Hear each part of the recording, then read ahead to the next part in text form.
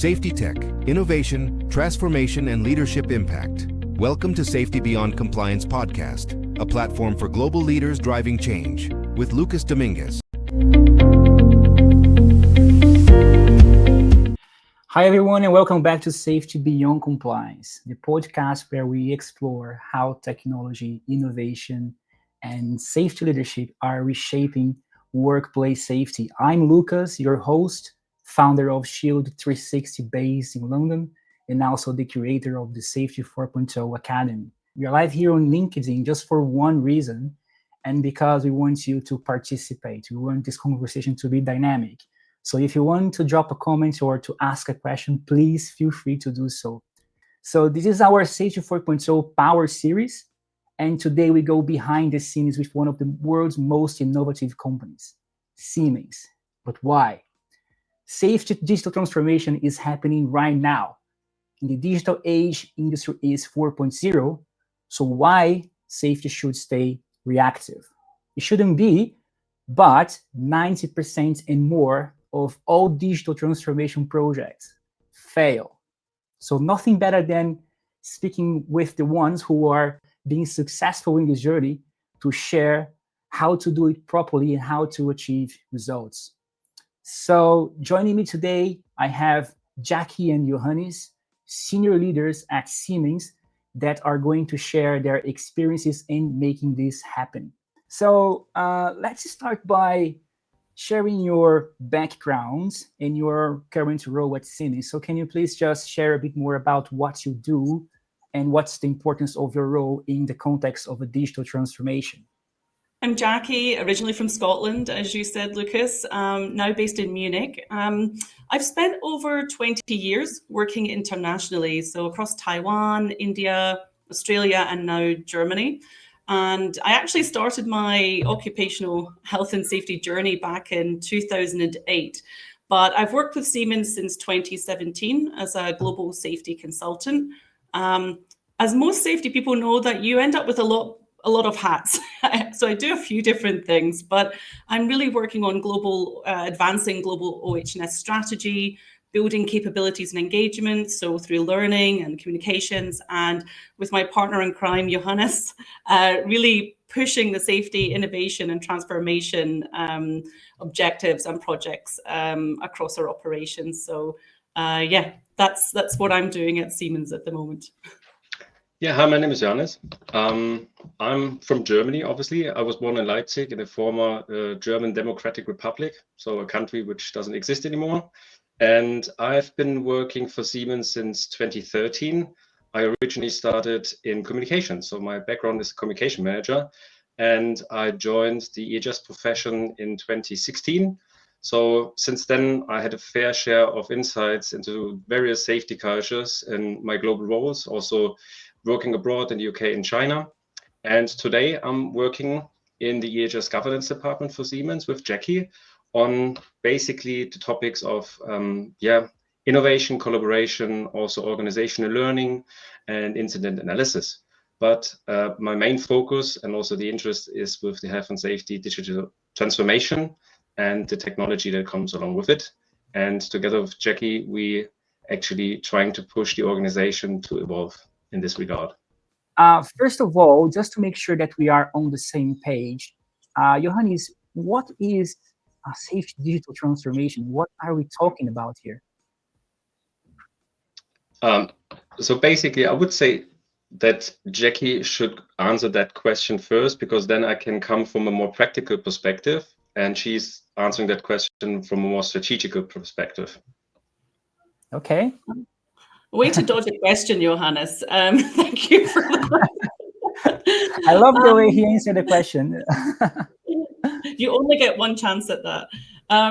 So what is digital transformation? Well, for me, it's just really about harnessing technology to fundamentally change how safety is managed or experienced and improved across an organization. So not so much digital checklists and things like that, but really about connecting people and data and systems and processes to help so that safety becomes more proactive, predictive, and integrated into everyday work. And that's where Johannes, I suppose, can definitely talk about what that means practically. Exactly. So it's not basically just having technology for its own sake, but having really a human-centered approach to it. So for us at Siemens, we're really looking for real-time data and analytics to identify risk and opportunities, but also having mobile and connected tools, AI and automation to reduce the manual work, so the effort of our EHS professionals, so that they can actually free time to be the best consultant our employees can have, but also visualize and digitize the learning landscape to help people like our frontline workers to learn better for the job using digital technologies like VR and so on. So the focus basically is here that we are picking the right technology for the right purpose, and that fits quite well with our Siemens overall strategy. Absolutely. And what I love the most about your strategy is that it's a people-centric safety digital transformation strategy, right? And this is really important because, as I said in the beginning of the conversation, over 90% of transformations fail. So why do you think that happens? So basically, I mean, there are numerous reasons, obviously, why digital transformation fails, but I think the obvious one is that the target group is not really taken on board on that journey, as it is a change management process and it has to be managed. And therefore, communication is quite essential. And I mean, Jacqui and I, we can talk about that a bit more in detail, what is necessary to bring along leadership and also employees so that they really are on board on the journey. So, and as said, it's not starting with the technology for its sake. It's really starting like really having a purpose in doing something. Yeah. Absolutely. Yeah, Lucas, I would also say that, failure itself isn't necessarily a bad thing. I mean, we really encourage experimentation at Siemens. So sure, there's lots of examples of when things haven't gone exactly the way that we want them. But Johannes is absolutely right. Being really clear on what is the problem that you want to solve and what technology might suit that best. I think that that's something that we really try to push, especially now. With our EHS community, in that it's not just tech for tech's sake. Yes, it's very important not to approach this as a tech project, but as something that can include other things that sometimes are not online, they're offline. And you mentioned a few times the importance of bringing people together, and that's really critical from the early days. When I think about Siemens, of course, you can correct if I'm wrong, but it's a massive organization with over 300,000 people working in various geographies around the world. So that makes it even harder, right? But it's been really successful. So Siemens is known by being a tech company that operates in different fields.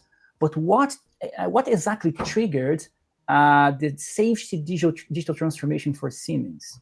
So Lucas, we're really fortunate at Siemens because it's not a safety transformation; it's a business transformation that's happening, and really, it's with our 4 key strategic goals at Siemens. One of them is technology with purpose.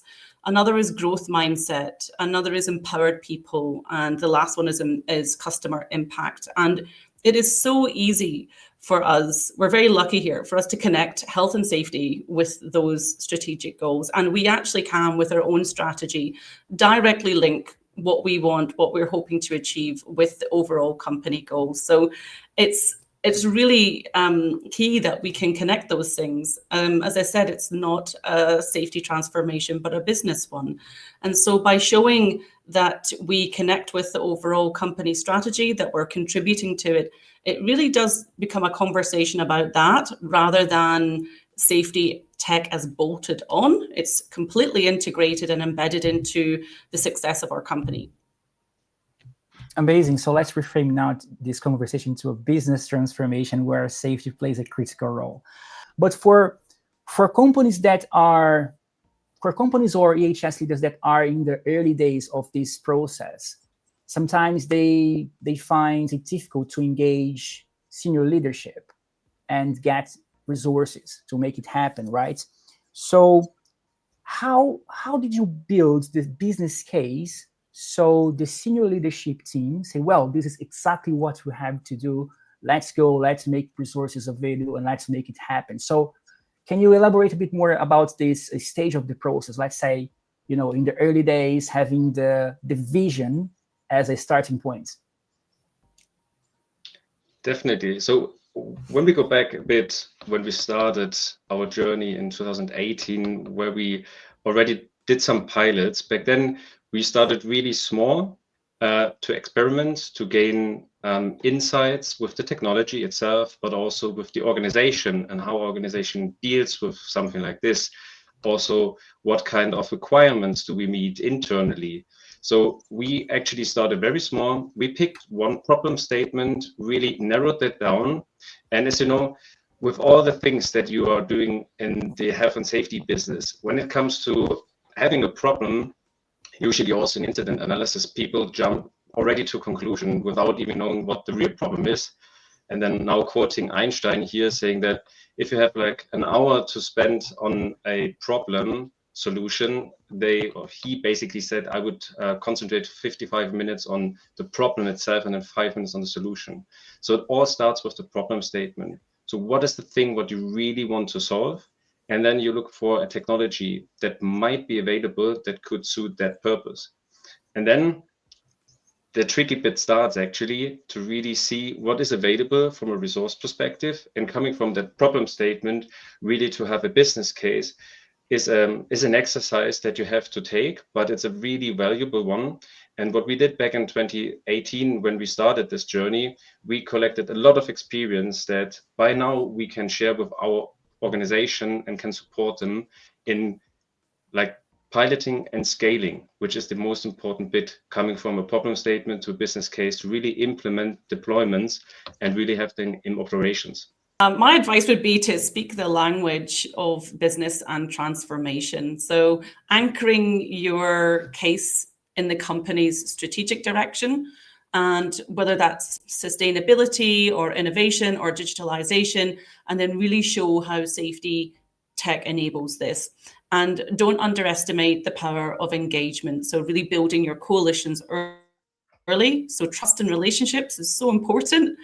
Authenticity and credibility, and the more people who feel ownership in the journey, the stronger your case becomes. So for us, a really key factor in this was making sure that our EHS people can be partners to EHS leaders and can be advisors, and making sure all of our EHS people have those foundational skills and capabilities to have dialogue and conversations and be of support to leaders in solving these problems and bringing these cases to them. Because at the end of the day, it is part of our company transformation. And if something can really support the organization, high-performing teams, supporting well-being, keeping people safe and healthy, all of those things help us create customer impact. They support empowered people. So really making sure that you understand what the company goals are and speaking that language as well. Because like anything else in EHS, and if there's risks that we're looking to tackle with technology, we still have to be able to put that in the business context for leaders. And it really helps them as well, because they don't have a lot of time. If we want their attention and we want them to take it seriously, then this would be one of the ways to do it.